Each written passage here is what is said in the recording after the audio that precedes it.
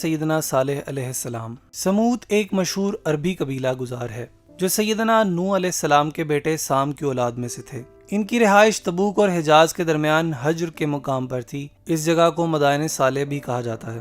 یہ علاقہ خلیج عقبہ کے شرق میں شہر مدین کے جنوب میں واقع ہے۔ قوم سمود کے مکانات اس علاقے میں پہاڑوں میں بنائے ہوئے صاف نظر آتے ہیں۔ اللہ کے رسول صلی اللہ علیہ وآلہ وسلم جب غزوہ تبوک کے لیے تشریف لے گئے تو اس مقام سے گزرتے ہوئے وہاں کچھ دیر کے لیے رکے تھے۔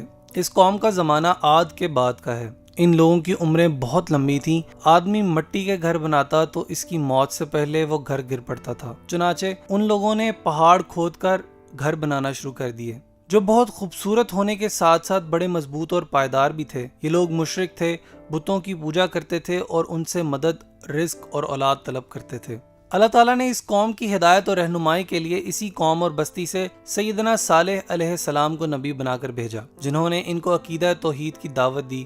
انہوں نے کہا، میری قوم، اللہ ہی کی عبادت کرو، اس کے سوا تمہارا کوئی اور معبود نہیں، اور اس سے مانگو، بلا شبہ وہ دعا قبول کرنے والا ہے۔ انہوں نے اپنی قوم کو بتوں کی پوجا کرنے سے منع کیا۔ ان کی دعوت کے نتیجہ میں بہت تھوڑے لوگ ہی ایمان لائے، اکثریت اپنے کفر اور شرک پر قائم رہی۔ انہوں نے کہا، صالح، کیا تم ہمیں ان چیزوں کے پوجنے سے منع کرتے ہو جن کو ہمارے بزرگ پوجتے آئے ہیں؟ پھر کہنے لگے، تم ہماری طرح ایک آدمی ہی تو ہو جس کا تعلق ہمارے ہی خاندان اور برادری سے ہے۔ ہم تمہاری بات کیسے تسلیم کر لیں اور تمہیں کیسے نبی مان لیں؟ پھر کہنے لگے، تمہارا عقل و شعور تمہارا ساتھ نہیں دے رہا، لگتا ہے تم پر جادو کا اثر ہے۔ ایک دفعہ قوم سمود کے لوگ اکٹھے ہو کر سیدنا صالح علیہ السلام سے کہنے لگے، اگر تم اللہ کے سچے نبی ہو تو ہمیں ایک ایسی نشانی یا معجزہ دکھلا دو کہ سامنے والی چٹان سے ایک اونٹنی برآمد ہو۔ سیدنا صالح علیہ السلام کہنے لگے، اگر ایسا ہو جائے تو کیا تم ایمان لے آؤ گے؟ انہوں نے کہا، ہاں۔ سیدنا صالح علیہ السلام نے ان سے پختہ عہد و پیمان کے بعد کھڑے ہو کر نماز ادا کی، پھر اللہ سے دعا کی کہ ان لوگوں کا مطالبہ پورا فرما دے۔ اللہ کے حکم سے چٹان پھٹ گئی اور اس میں سے ایک بہت بڑی اونٹنی نکل آئی، جس میں وہ تمام صفات موجود تھیں جن کا مطالبہ قوم سمود نے کیا تھا۔ جب انہوں نے اپنی آنکھوں سے معجزہ ظاہر ہوتے دیکھ لیا تو انہیں اس کی عظمت کا احساس ہوا اور وہ مرعوب ہو گئے۔ یہ اللہ کی قدرت کی واضح نشانی اور سیدنا صالح علیہ السلام کی نبوت کا ناقابل تردید ثبوت تھا۔ چنانچہ قوم کے کچھ لوگ ایمان لے آئے، لیکن اکثریت کفر اور ہٹ دھرمی پر اڑی رہی۔ معجزے کے نتیجے میں ظاہر ہونے والی اونٹنی کچھ مدت تک قوم سمود میں موجود رہی۔ یہ اونٹنی سارا دن آزادانہ گھومتی پھرتی رہتی تھی۔ جہاں اور جس کھیتی سے چاہتی چرتی تھی، پورے گاؤں میں ایک ہی کنواں تھا۔ جب یہ اونٹنی پانی پینے جاتی تو کنویں کا سارا پانی پی لیتی۔ سیدنا صالح علیہ السلام نے قوم سے کہا، تم لوگ باری مقرر کر لو، ایک دن صرف اونٹنی پانی پیے گی اور اگلے دن تمہاری باری ہوگی۔ انہوں نے اس بات سے اتفاق کر لیا۔ وہ لوگ اپنی باری کے دن پانی پی لیتے تو اگلے دن کے لیے بھی پانی بھر لیتے تھے۔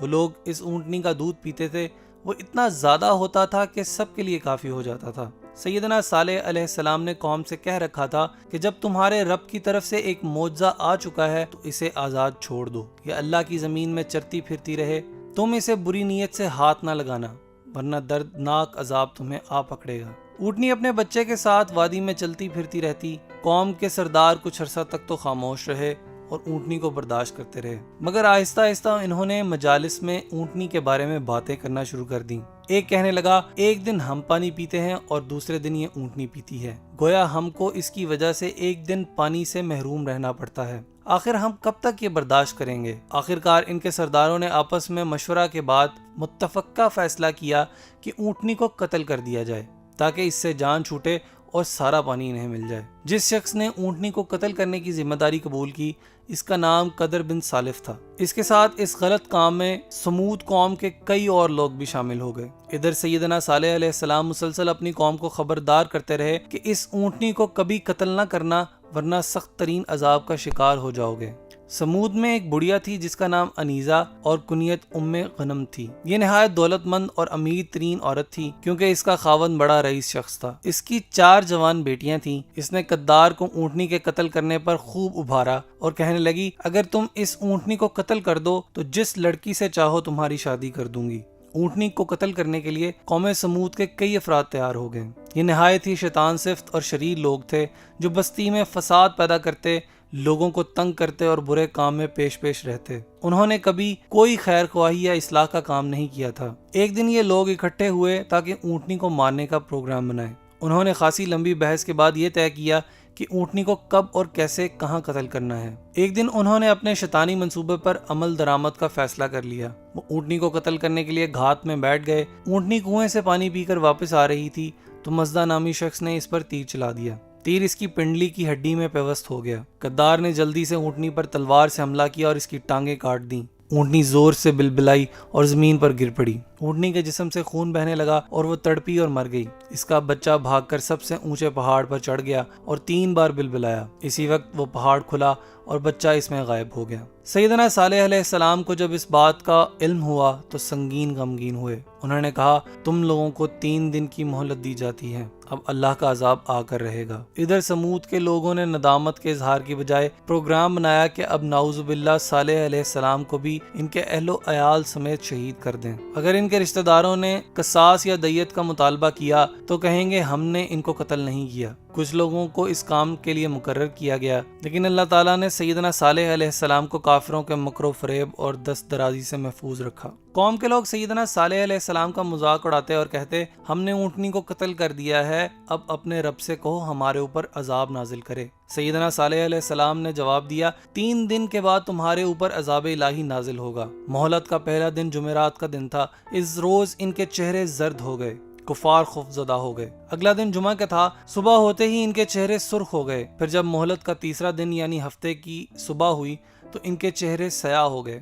شام ہوئی تو کہنے لگے کہ مہلت تو ختم ہو گئی ہے۔ اتوار کی صبح وہ تیار ہو کر بیٹھ گئے اور انتظار کرنے لگے کہ دیکھیں کون سا عذاب ان پر نازل ہوتا ہے۔ جب سورج طلوع ہوا تو آسمان سے ایک دل دہلانے والی اور کڑک کی آواز آئی اور شدید زلزلہ آ گیا۔ تمام کافر مر کر بے حس و حرکت خاموش ہو گئے۔ وہ اپنے گھروں میں جیسے بیٹھے تھے ویسے ہی بیٹھے رہ گئے اور حرکت بھی نہ کر سکے۔ ان میں سے صرف ایک لونڈی جس کا نام قلبہ بنت سلک تھا زندہ بچ گئی۔ یہ پکی کافرہ اور صالح علیہ السلام کی دشمن عورت تھی۔ یہ چلنے پھرنے سے معذور تھی۔ جب اس نے عذاب دیکھا تو اسے چلنے کی طاقت مل گئی۔ وہ انتہائی تیزی سے بھاگی، حتیٰ کہ عربوں کے ایک قبیلے کے پاس جا پہنچی۔ اس نے لوگوں کو آنکھوں دیکھا حال سنایا اور قوم پر آنے والے عذاب کی خبر دی۔ پھر اس نے پانی مانگا۔ جب اس نے پانی پیا تو وہ بھی مر گئی۔ سیدنا صالح علیہ السلام اور ان کے ساتھ ایمان لانے والی جماعت کو اللہ تعالیٰ نے اپنے فضل و کرم اور رحمت سے اس عذاب سے مکمل محفوظ اور مامون رکھا اور ان کو کوئی تکلیف اور پریشانی نہ پہنچی۔ سمود پر عذاب کے بعد اس بستی کی حالت کچھ اس طرح کی تھی کہ گویا اہل سمود کبھی یہاں آباد ہی نہیں ہوئے۔ صالح علیہ السلام نے قوم کے ہلاک ہو جانے کے بعد ایمان لانے والی جماعت سے مخاطب ہو کر فرمایا، میں نے پوری قوم کو رب کا پیغام پہنچایا تھا، لیکن اکثریت فطرت حق کی طالب نہ تھی، اس لیے وہ شدید عذاب کا شکار ہو گئے۔ اس عذاب کے بعد ان کے گھر ویران آج بھی پہاڑوں میں موجود ہیں اور باعث عبرت ہیں۔ اللہ تعالیٰ نے اس قوم پر اپنے انعامات کیے، انہیں مال و دولت اور محلات دیے، مگر انہوں نے اللہ کا شکر ادا کرنے کی بجائے کفر و شرک کا ارتکاب کیا۔ اس کا نتیجہ ان پر عذاب کی صورت میں ظاہر ہوا۔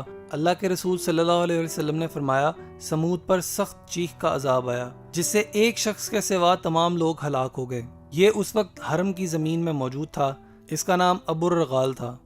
جب وہ حرم کی حدود سے باہر نکلا تو وہ بھی اس عذاب کی لپیٹ میں آ گیا۔ قال یا قومی لما تستعجلون بالسیئات قبل الحسنہ لولا تستغفرون اللہ لعلکم ترحمون۔ صالح نے کہا، اے میری قوم، تم بھلائی سے پہلے برائی کیوں جلدی طلب کرتے ہو؟ تم اللہ سے مغفرت کیوں نہیں طلب کرتے تاکہ تم پر رحم کیا جائے؟ اللہ کے نبی سیدنا صالح علیہ السلام۔ سمود ایک مشہور عربی قبیلہ گزار ہے جو سیدنا نوح علیہ السلام کے بیٹے سام کی اولاد میں سے تھے۔ ان کی رہائش تبوک اور حجاز کے درمیان حجر کے مقام پر تھی۔ اس جگہ کو مدائن صالح بھی کہا